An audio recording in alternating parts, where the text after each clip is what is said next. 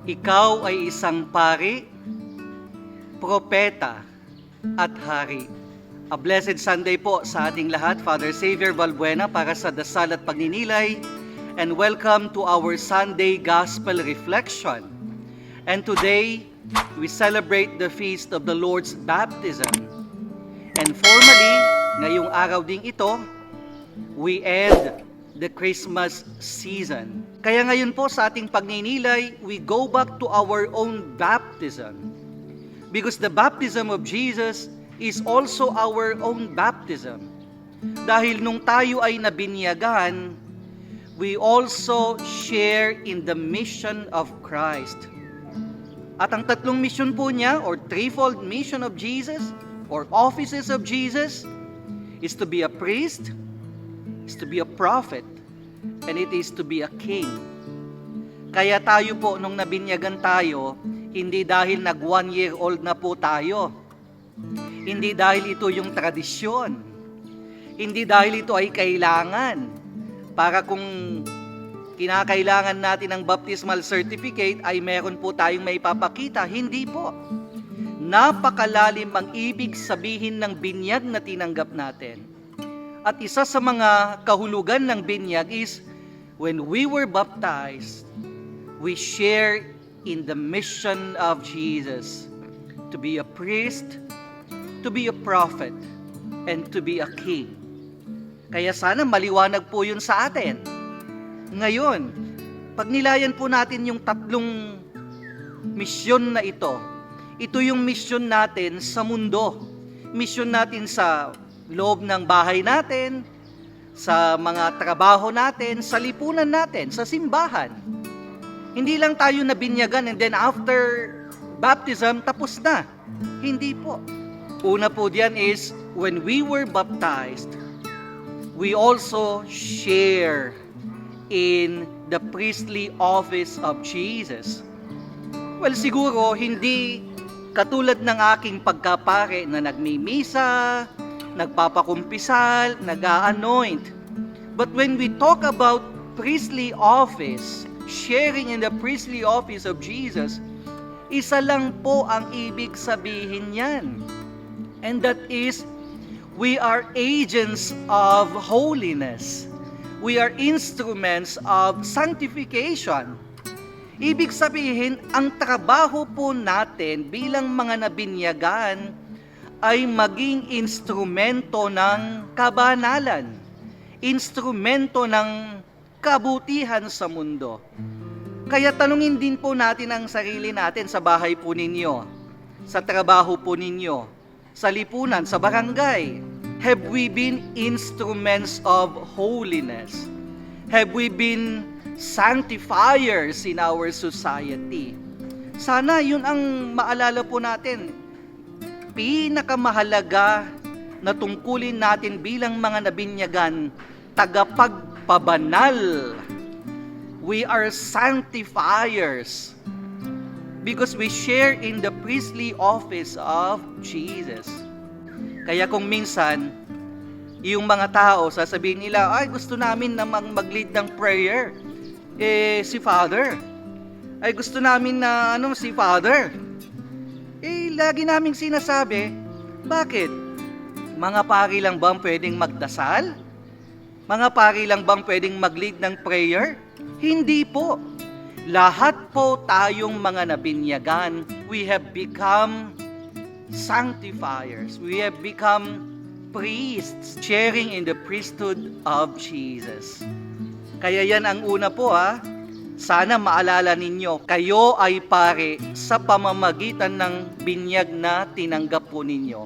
Ibig sabihin, kahit nasaan po kayo, sana maging daan o tulay po tayo ng kabanalan, that we become agents of sanctification and instruments of holiness in the world and in our society. Pangalawa po niyan is, when we were baptized, we also now share in the prophetic mission of Jesus, the prophetic office of Jesus. Siguro sasabihin ng iba, propeta, hindi ba para sa mga preachers lang yan, mga pari lang yan na nagho-homily, nagsesermon? Hindi po. To be a prophet means, first, that we preach the good news. Tayo ay tagapaghatid, tagapagpahayag ng mabuting balita. Hindi lang po mga pare o mga madre o obispo ang nagpapahayag ng mabuting balita. Iyan ang isang misconception ng mga tao, that the prophetic role is reserved to bishops and priests. Hindi po. Lahat po tayong nabinyagan, we become agents of the proclamation of the good news. Sa bahay pa lang sana, sa trabaho po ninyo, sa barangay, sa lipunan natin, tayong lahat nagpapahayag ng mabuting balita. Pero hindi po nananatili sa pagpapahayag ng mabuting balita ang pagiging propeta po natin. Bakit? Dahil tayo rin bilang mga propeta, we also need to condemn and speak out kung merong mga mali at masamang nangyayari.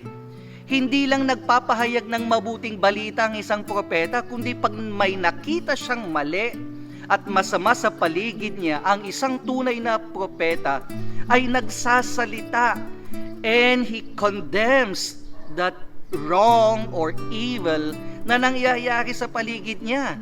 Ang isang propeta, hindi yung alam niyang may mali, pero nananahimik lang, hindi nagsasalita. Hindi yan propeta. Dahil isang tunay na propeta, pag may mali, pag may masama, I speak out. I condemn it. Because that is my role as a prophet in society. That is my role as a prophet in the world. Kaya yan po yung pangalawang office po natin. To be prophets in the world, proclaimers of the good news, and we also need to condemn and speak out against evil in the world. Finally po is, sa ating pagkakabinyag, we also share in the kingly office of Jesus. Tayong lahat ay mga hari, pero we have to clear this out. Kasi ang concept po natin ng pagiging hari ay yung mga pinaglilingkuran, yung mga bossing-bossing. Pero ang pagiging hari ni Kristo, kung saan tayo nakikibahagi, ay isang paghaharing na ipapakita sa paglilingkod sa kapwa. The kingship of Jesus is of service. Hindi po ba sinabi ni Jesus, I came not to be served, but to serve. Iyon dapat po ang maalala natin, na tayo bilang mga hari sa mundo, hindi tayo yung mga naghahari-harian sa mundo na pinaglilingkuran na kumbaga parang mga bossing-bossing sa lipunan. Hindi. Ang tunay na hari, nagsisilbi. Ang tunay na hari, naglilingkod. Ang tunay na hari, nagiging alipin at tagapaglingkod ng lahat. Katulad ni Kristong Hari ng Sanlibutan. Kaya sana po malinaw na po sa atin ngayon. Tumanggap po tayo ng binyag, hindi dahil sa kung ano-anong dahilan, kundi nung tayo ay nabinyagan, tayo rin ay naging kabahagi ng misyon ni Kristo sa mundo. Misyong maging paring nagpapabanal, propetang nagpapahayag ng mabuting balita, at nagsasalita laban sa kasamaan sa mundo. At mga hari, hindi upang paglingkuran, kundi naglilingkod at nagsisilbi sa kapwa.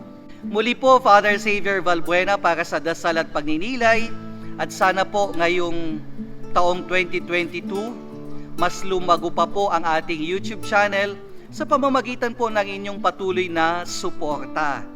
Panoorin po ninyo ang mga videos natin, i-share po ninyo ito sa mga kapamilya ninyo, katrabaho ninyo, at sana huwag nyo pong kalilimutan i-click ang ating notification bell para sa tuwing may upload po tayo ay updated po kayo at mapanood nyo po agad ang videong ito. God bless you all, and together we inspire. Ingat po tayo lagi.